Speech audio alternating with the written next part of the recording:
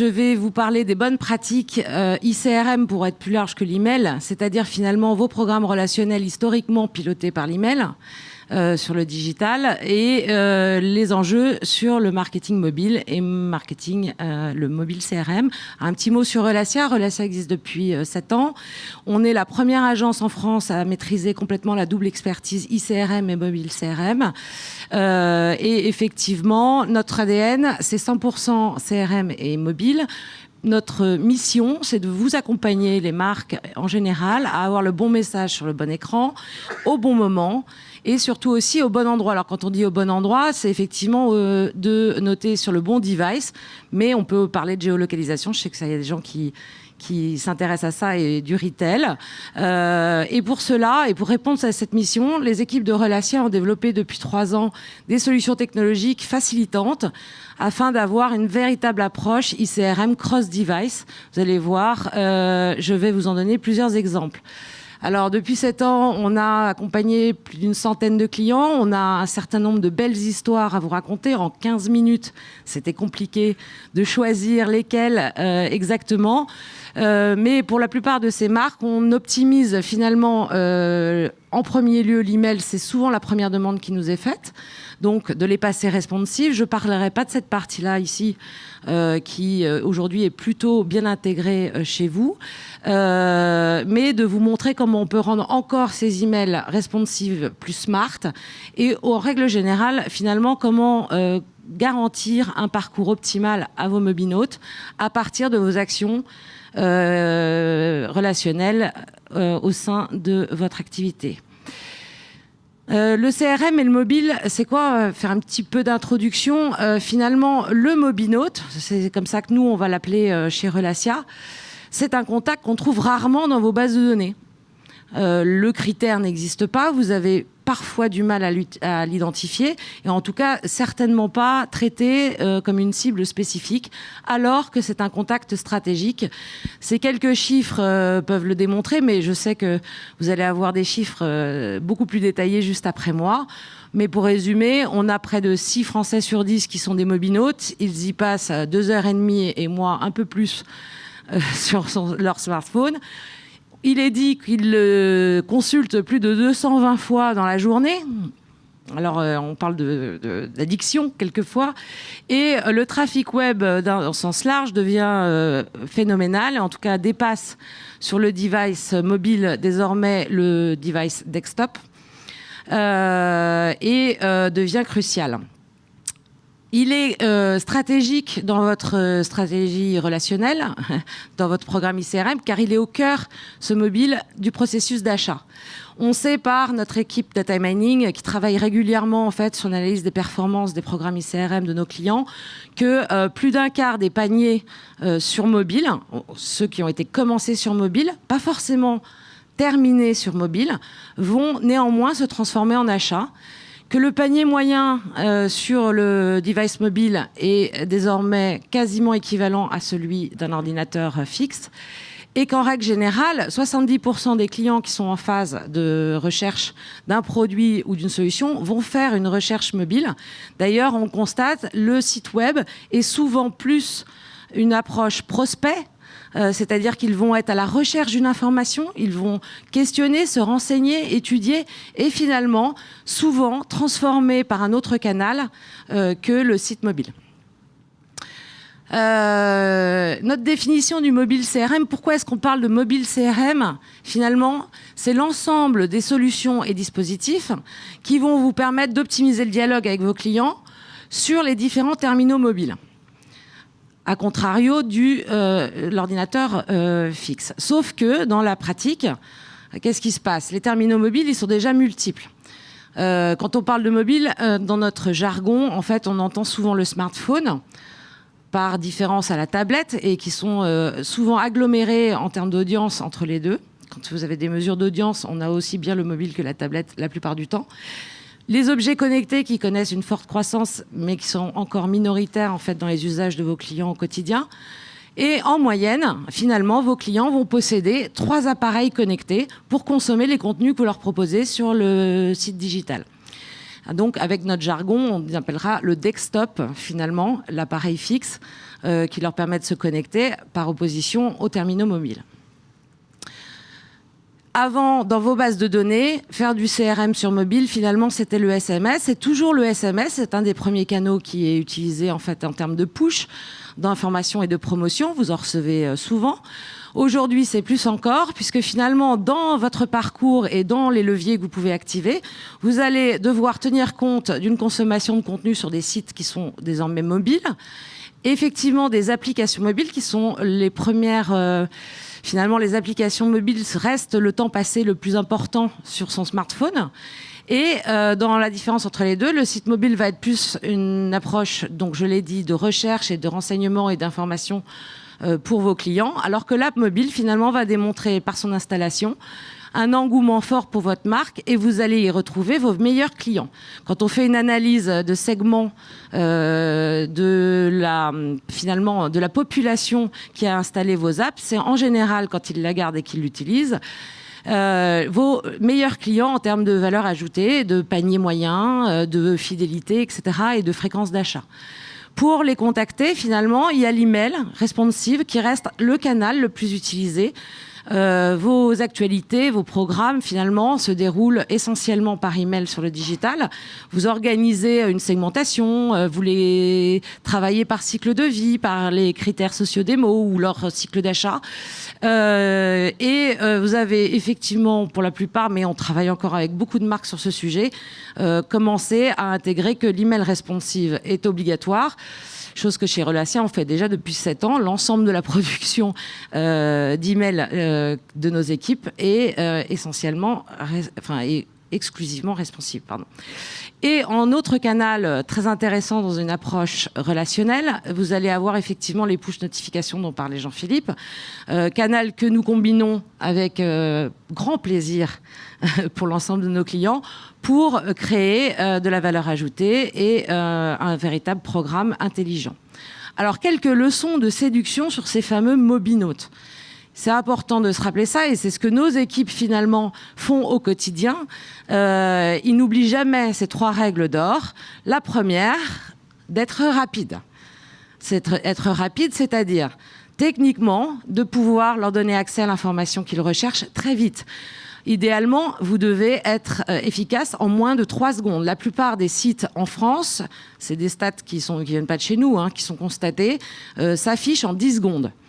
Or, les études montrent que 53% des mobinautes vont quitter votre site mobile si vous dépassez un temps de chargement de 3 secondes. Être rapide, c'est aussi leur faciliter la vie au quotidien, c'est-à-dire leur donner le parcours le plus rapide pour accéder à l'information qui leur est le plus utile. La leçon numéro 2, ça va être de penser à eux tout le temps. C'est déjà, ça paraît évident, mais finalement, testez tout ce que vous faites, vos dispositifs, à chaque clic, à chaque étape de votre tunnel de transformation et de vos opérations. Finalement, est-ce que vous avez constaté que l'expérience utilisateur est correcte sur un smartphone ?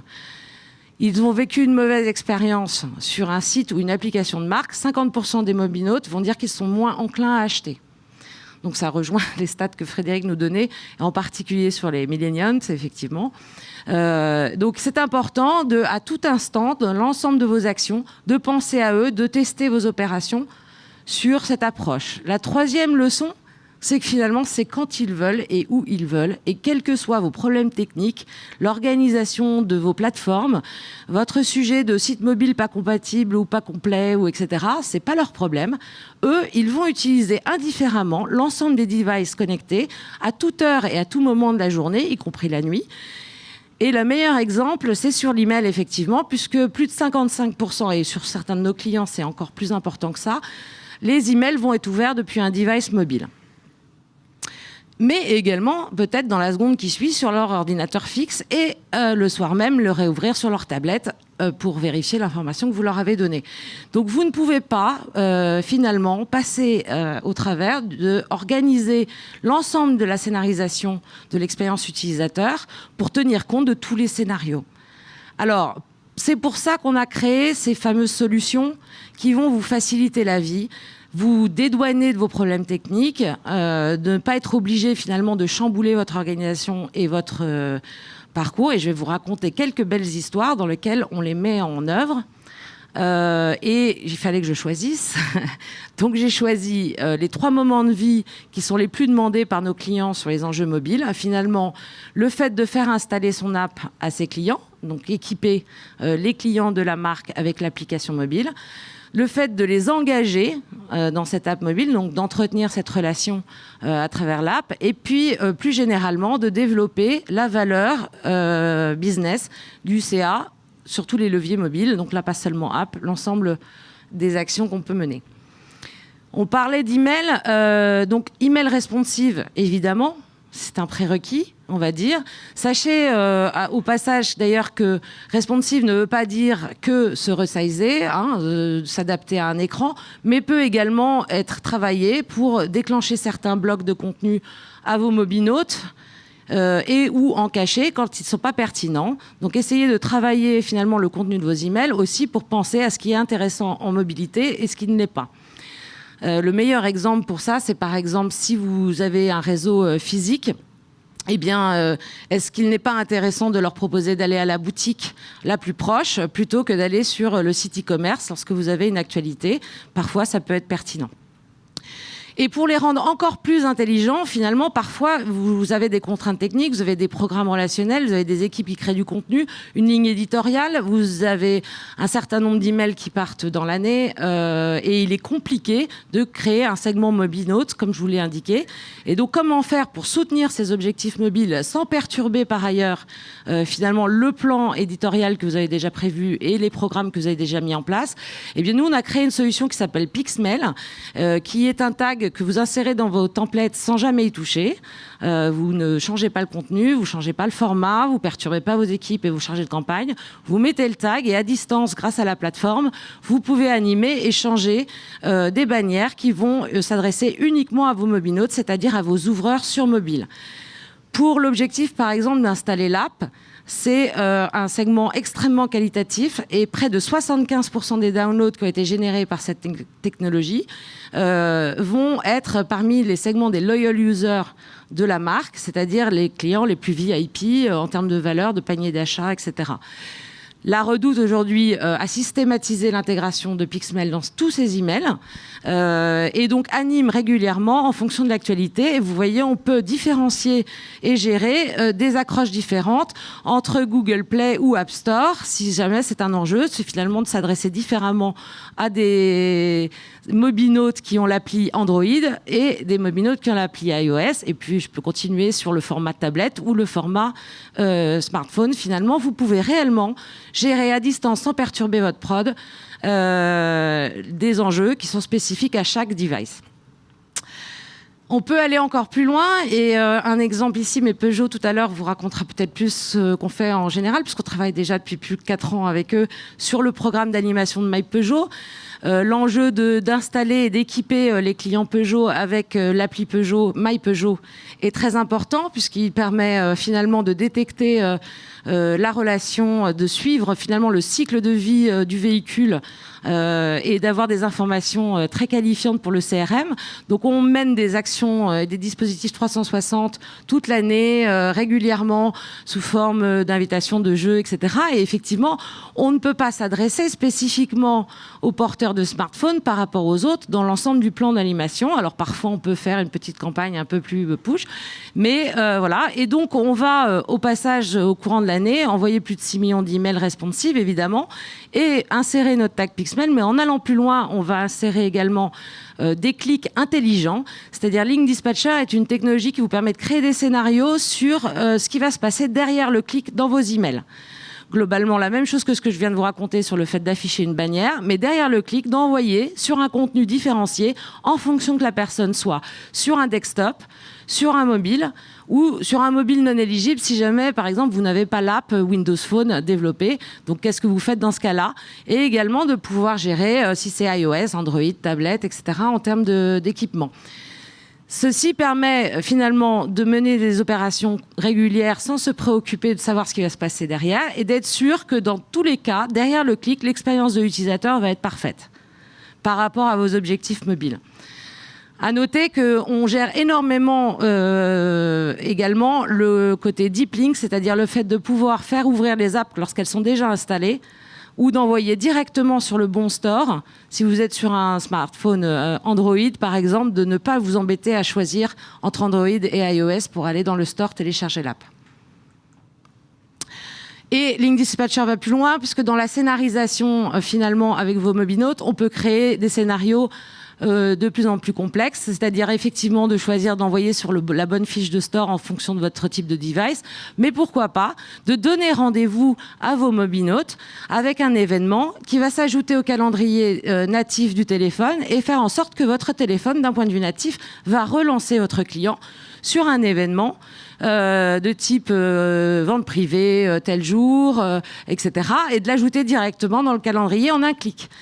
On a une nouveauté également en 2017 dont on va probablement beaucoup se servir sur les demandes de dons dans le caritatif en fin d'année.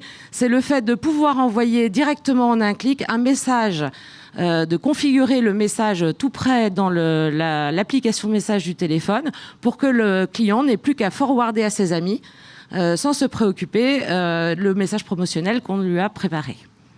J'avance un peu parce que je ne veux pas perdre trop de temps.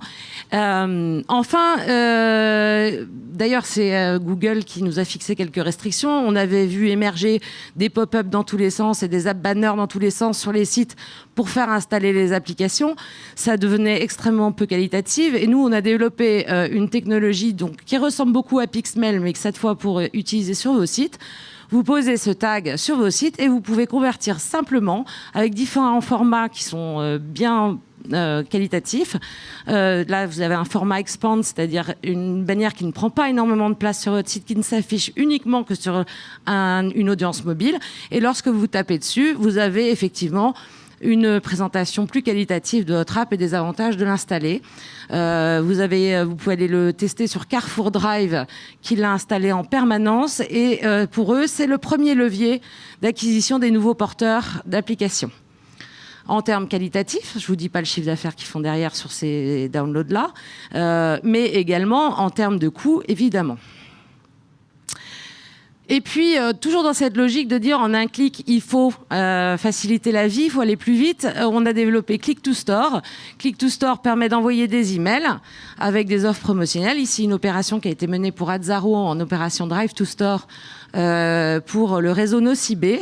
Et donc, effectivement, de pouvoir faire accéder à son itinéraire en un clic directement, en sachant que la plupart de nos clients ont cette problématique, qu'ils ont peut-être un store locator ou Google Maps qui est formidable pour trouver son itinéraire, mais l'ensemble des magasins ne participent pas toujours aux opérations de la marque. Et donc ici, vous avez une sélection des magasins participants préconfigurés.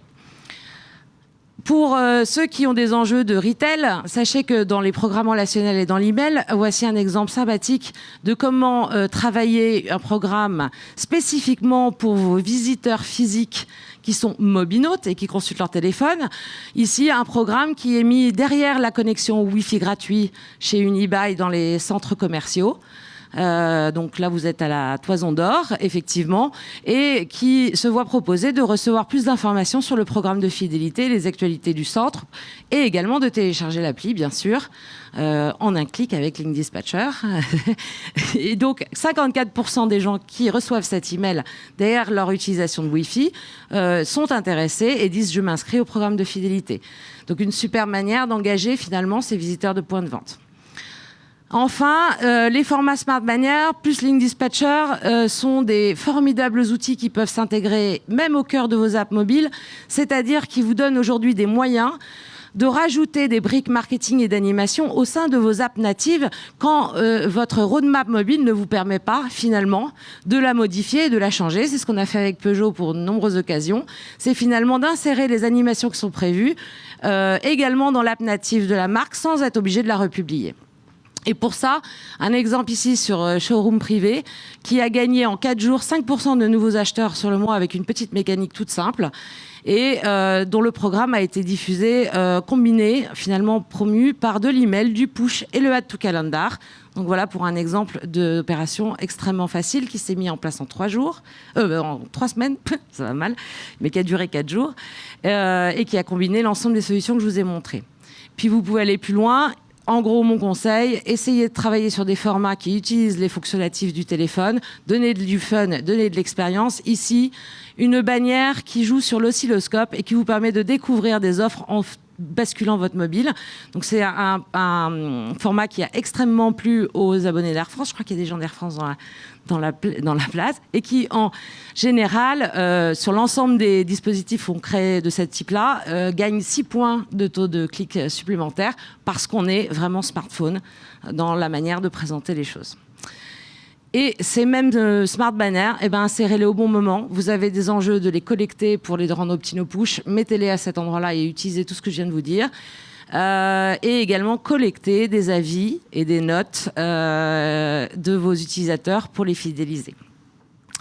Voilà, j'espère que tous ces chiffres, un peu dit au galop, vous ont plu. On peut vous en dire plus à la sortie, évidemment. Et en tout cas, on est tous à votre disposition pour séduire vos mobinautes après cela. Quelques chiffres sur le marché. Voilà.